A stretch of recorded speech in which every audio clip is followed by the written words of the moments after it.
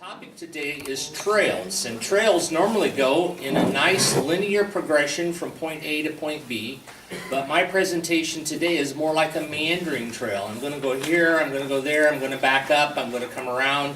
So we're going to have a little journey on a trail that doesn't quite go so neatly from point A to point B. I want to begin by telling you a little bit about the Quad Cities Convention and Visitors Bureau. We are an organization that, as Diane said, has been around since 1990. We promote the Quad Cities to visitors, all kinds of visitors, meetings, conventions, sports, leisure, motor coach groups. That's how we impact our local economy through bringing visitors to the Quad Cities. We have a couple of offshoots of the Bureau. One is the Quad Cities Sports Commission, which, as you might guess, is earmarked towards bringing sports to the Quad Cities. And then a relatively new organization called Experience Quad Cities. And I say organization, it's not really an organization so much as it is a collaborative. And I believe you've been involved with East-West Riverfest and a number of things that we have done. So we try and pull together arts, culture, and heritage together collectively so that everyone's voice is amplified, so that we can be heard more loudly and more strongly in the Quad Cities and in the region for that matter. I'm working with the Rock Island Public Library on a Smithsonian exhibit that's called Hometown Teams. It's a sports exhibit that will be at the library from September 13th through October 26th.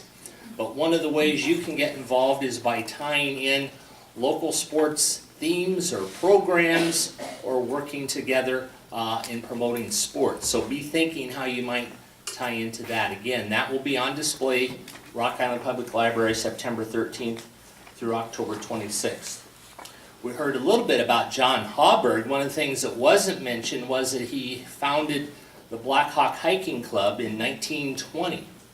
And Sunday afternoon, I'm going to go to their board meeting because one of the things about the Black Hawk Hiking Club is they never cancel a hike, regardless of weather, regardless of what it is. They have never canceled a hike in 84 years. I think my math is right. Maybe it's 94 years of hiking. So what's special is the 2,500 hike will occur sometime in 2015. And me being the eternal marketer, that's an opportunity.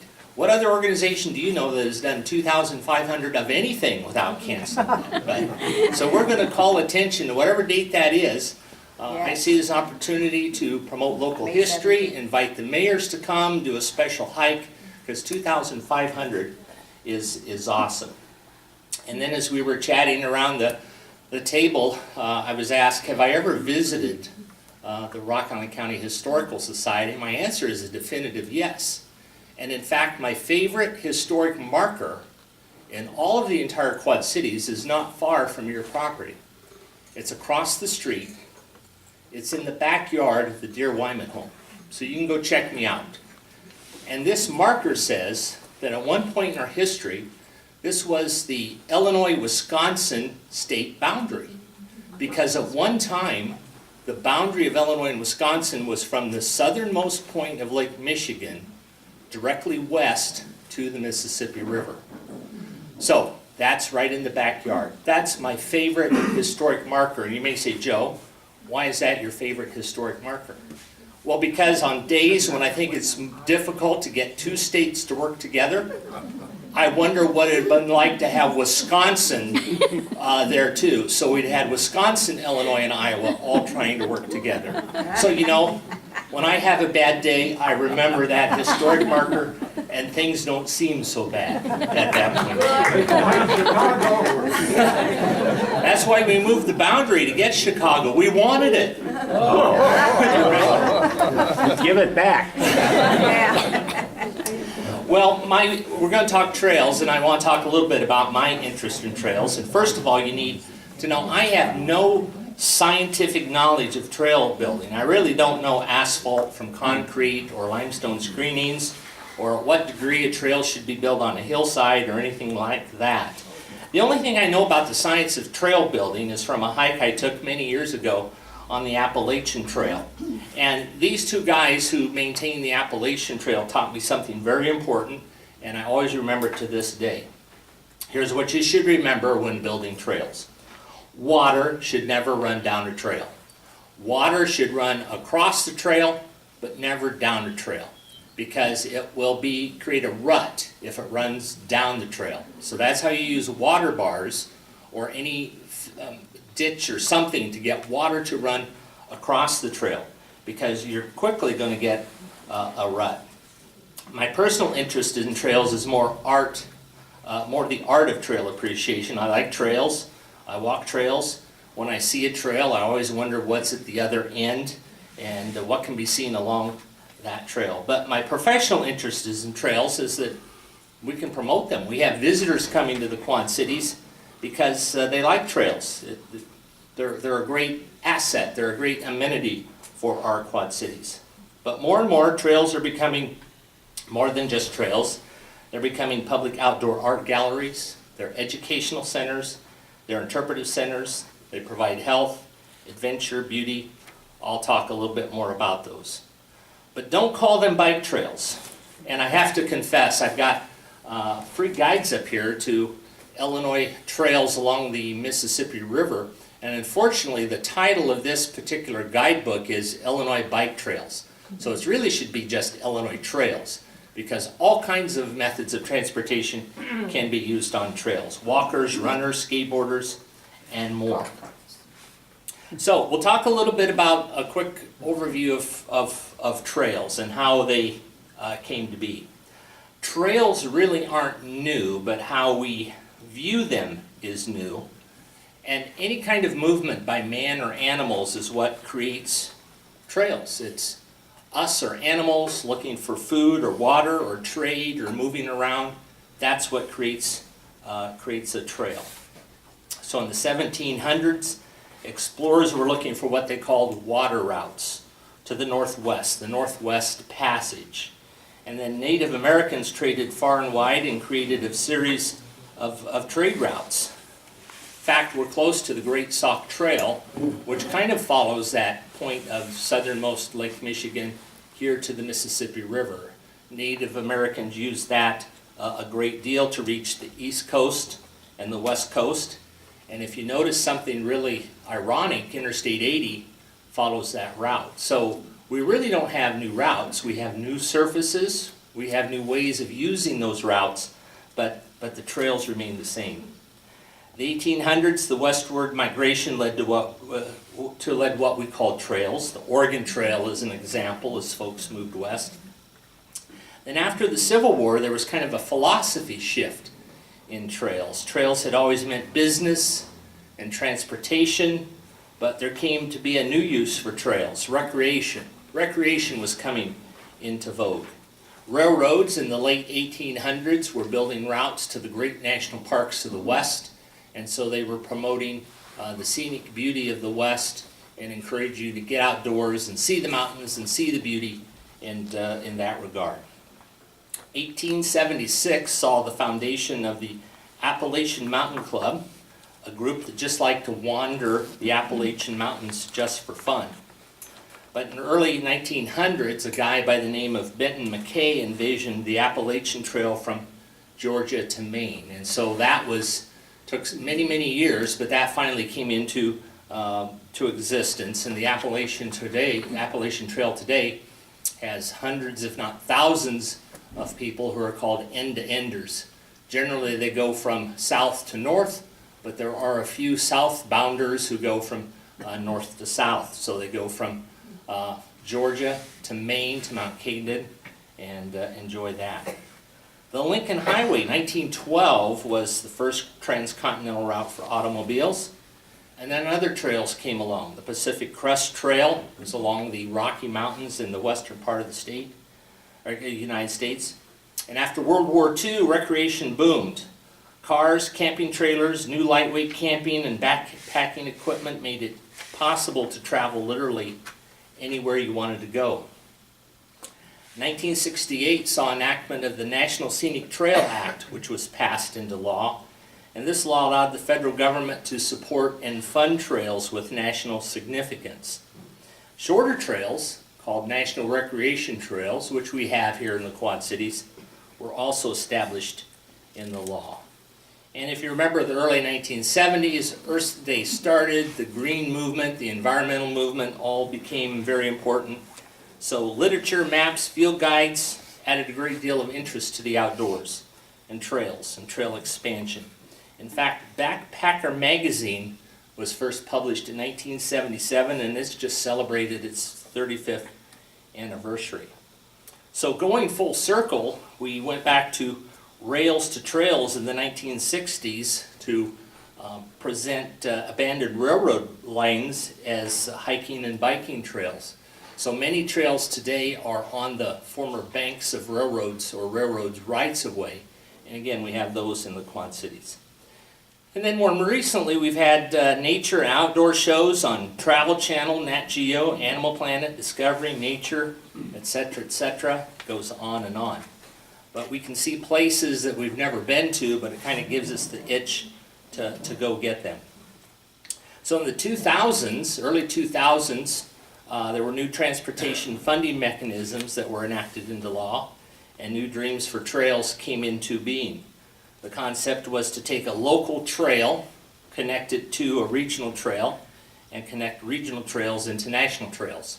So at your places, I've put a simple map which shows the Quad Cities right at the center point, the intersection of two national trails, the Mississippi River Trail, which will ultimately run along the Mississippi River north to south, and then the American Discovery Trail, which will run from California to Delaware. And in fact, you can walk both trails. You can walk or bike both trails today. What you'll find is that you're most likely to be on county roads or on the shoulders of other highways. It's not a separated trail per se, and the goal is to create that trail as we can, so you're on a trail of your own. So in the 1980s and 90s, we developed a lot of trails in the Quad Cities, our riverfront trails, our parks. We have an incredible trail system here locally in the Quad Cities. What we're now trying to do is to connect that to other trails and other trail systems, so that someday you'd be able to walk out this door, and by going one direction, you could walk all the way to the Pacific Ocean. Going the other direction, you could walk all the way to the Atlantic Ocean. So that's what we're working on these days. Oh, yeah? Yeah, you can walk it, yeah. Forrest Gump, is it? You want to start tomorrow? So I mentioned surface enhancements, and we were talking at our table before lunch about how do a lot of these things get funded. We were talking about the Sylvan Island Bridge getting funding, the $1 million to replace the Sylvan Island Bridge, which was closed just about a year ago because of disrepair or the need to replace it. Well, those are federal service enhancement funds. Those are funds that Congress has authorized to enhance transportation. It could be restoring a historic depot. It could be trails. In this particular case, it's rebuilding the Sylvan Island Bridge to enhance transportation. So we've certainly heard a lot about passenger rail coming to the Quad Cities in 2015. Some of those funds are enhancement funds. And then we were also talking about moving the old Moline Depot to the Western Illinois University campus. That'll occur next year. Again, those are transportation funds. So trails are important. They've been around for a long, long time, but there's kind of a transition period occurring with our trails. We're taking a new view of trails. One of the new views that we have, which I've mentioned earlier, is they're not just recreation, they're transportation. There are dozens of Quad Cityans who bicycle to work every day. They commute with a bicycle instead of a car, so that's transportation. And then add the value of trails and the relationship to economic development. Folks like houses along trails. They're easy, great to use. Trails are ready when you're ready to use them. You know, if you belong to a gym, you have to go when the gym is open. You have to get there, all that kind of stuff. But a trail is ready for you when you are ready to use the trail.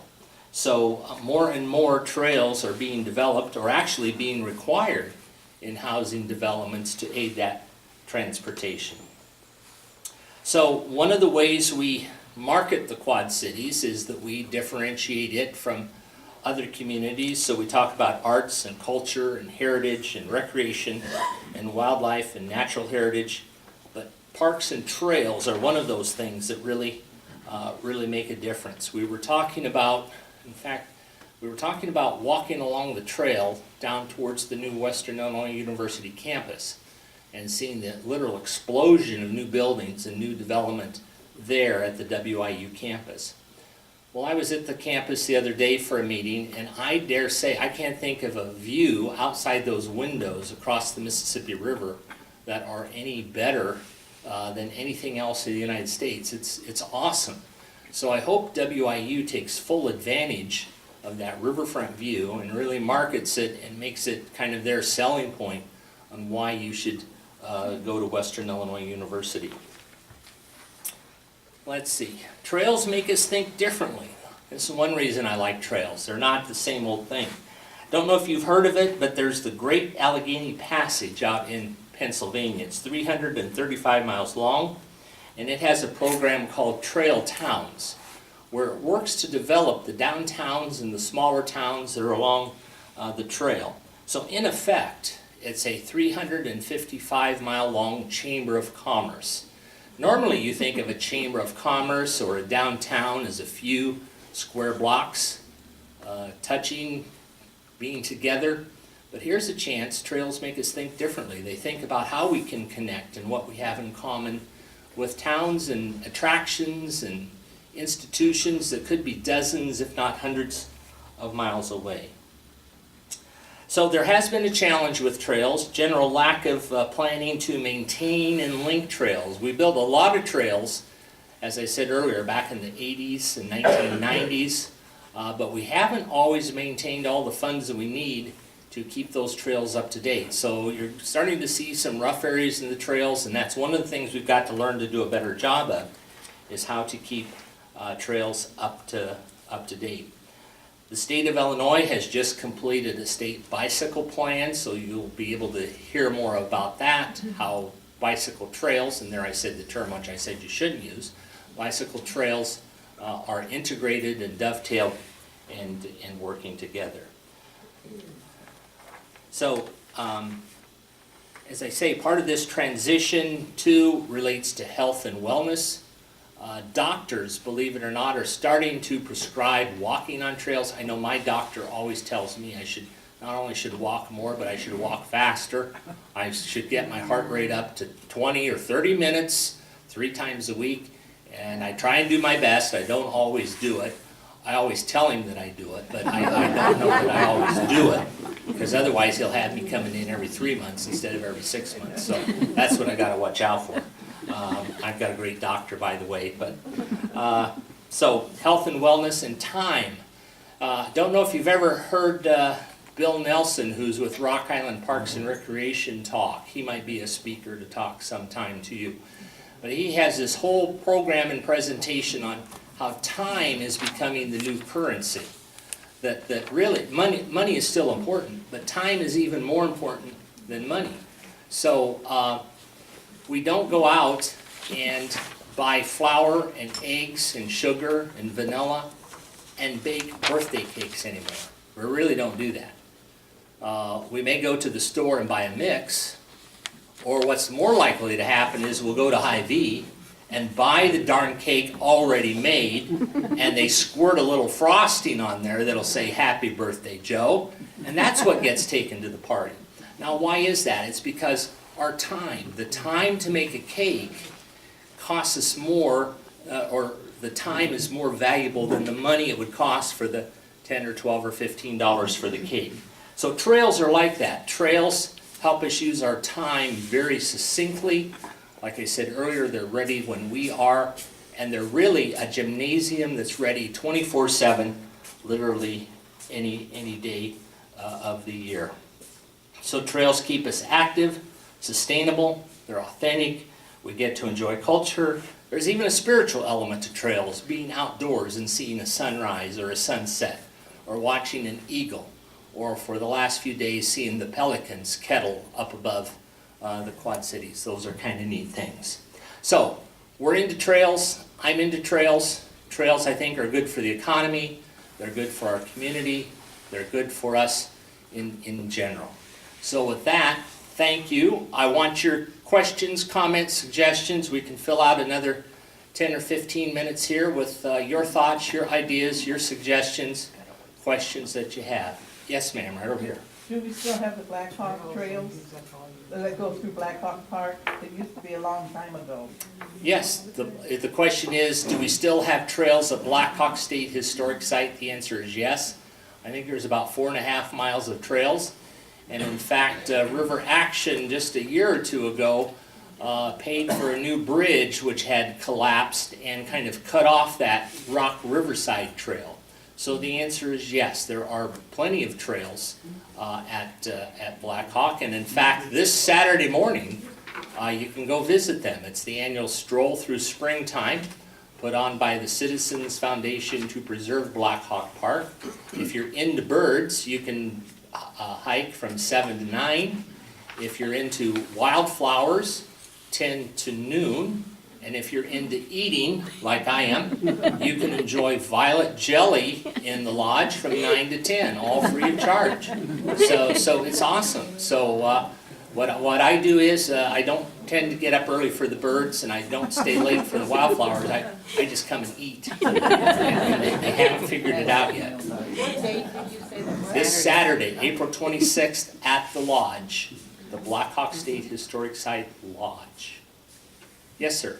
Can you say something about the trails along the Hennepin Canal? The question is, can I say something about the trails along the Hennepin? Well, exactly, yes, I can. That's part of the American Discovery Trail. The Hennepin Canal is the route that is on that national trail.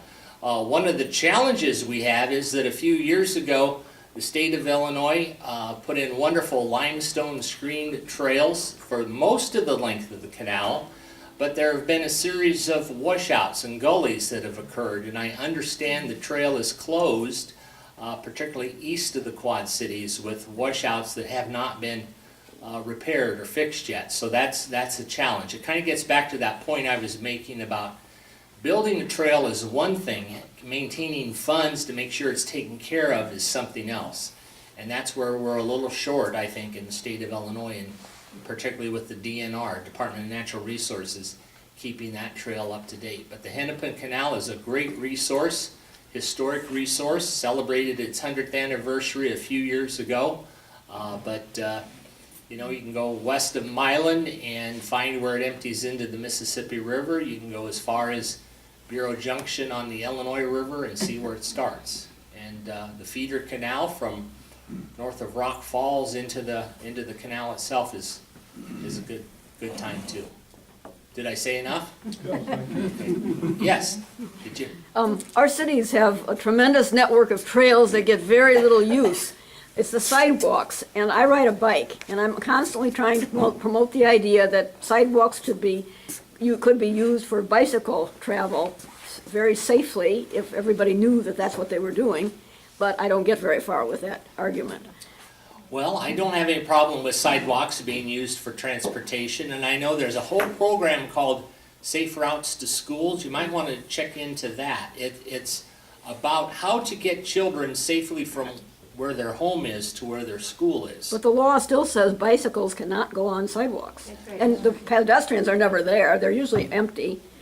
And I ride them when I'm on a busy street. I understand. but- Well, we need to get to work and change the law. That's one thing. That's what I say, that's what I'm saying. So that may take a little longer, but that would be one. I mean, it's a one huge issue. network of trails, really. It is, and actually awesome transportation, because generally they're flat. Generally there's funds for sidewalks where there may not be funds for trails, as we're talking about. So help me remember, our legislatures are kind of winding down for this year, but that might be something to think about for next year. Yes, in the back. Is there any historical information in your guides about our local trails? What do you mean by historical? Like how they came to be, or if anyone knows anything about their history, you know, how they developed over time? That sounds like a great project for a local county historical society to take on. Sure. I have to confess, I think our publications basically tell you what trails exist, where they are, how to use them, how to access them.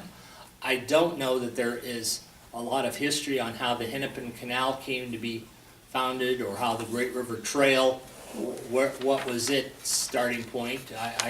The legend of the Great River Trail is that a gentleman by the name of Vern Gilo and then Hampton Mayor Scott Newberg were sharing a bottle of scotch one night. They got to the bottom of the bottle, and one of them said, "Let's build a trail along the Illinois side of the Quad Cities," and that was the start of the Great River Trail. So scotch is involved usually in some way, shape, or form in any of these histories. So you might want to be ready for that. Does But- the guide have any information on if there are any guided walks or Well, that kind of stuff? if we, the Bureau, have information on guided walks, and I encourage those kinds of activities, you'll find guided walks this Saturday at the Blackhawk State Historic Site. The Friends of the Hennepin Canal do guided hikes along the Hennepin. They do them every month. This month it's April 27th, and I'm not sure exactly what the route is, but you can go Google Friends of the Hennepin Canal, and you'll find their hike schedule. And if you do enough of the hikes, you'll have done the entire length of the canal, ultimately, by doing a segment every month. So I would encourage guided walks along the trails. Blackhawk Hiking Club does hikes, but I'm not sure they're guided. It's not like there's narration, or you're not necessarily going to stop and have somebody identify what wildflower that is. But those are social walks. Those are walks that you do with a group and have a good time out in the outdoors. So Blackhawk Hiking Club. Yes. Historically, the Rock Island, the city and the city of Moline has walking tours of all the historic neighborhoods. I think there are probably 12 in Rock Island and 6 or 7 in the Moline, city of Moline. Comment is Rock Island and Moline have lots of City. publications on walks you can take.